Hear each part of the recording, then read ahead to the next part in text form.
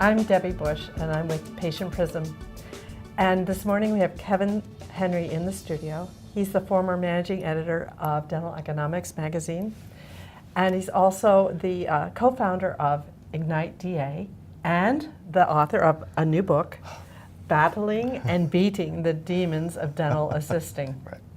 Now, one of the things I know you talk about is how to win patients over for case acceptance after the dentist has left the room and Yes. the patient is turning to the dental assistant, looking them in the eyes and saying, should I do that? Absolutely. But there's another thing that builds or destroys trust, and that's what the dynamic that goes on between the dental assistant and the dentist while the dentist is present and the patient is present. So I'll let you just weigh forth on this. This is a chronic big problem. It is, and unfortunately it's a problem that doesn't seem to be getting better in a lot of practices and a lot of places around the country. You know, I always remind dentists and dental assistants when I'm out there talking that you're not just having patients walk through your door, those are customers That's of right, your business. They're customers. And think of yourself as a customer. If you walk into a restaurant, a Starbucks, whatever it might be, and you don't feel comfortable in there because maybe you think the barista's having a bad day or the waiter and the chef are kind of having it out at the moment, you're not going to feel real good about that experience, and you may not be back at that place. And the same thing holds true with the dental practice. Again, thinking of it as a business, if employees of that business are not getting along, the customer can sense it.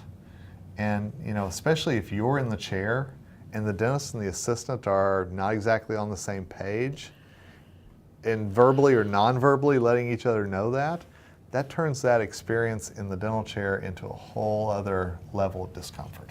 I believe it. Yeah. I've had experiences on occasion where it just seemed like this assistant was not appreciated for their efforts at the moment. Well, and sadly I've heard so many instances of assistants being degraded in front of the patient, called names, instruments thrown, you know, I mean, things that, you know, you think, oh, those can't be true, and they are.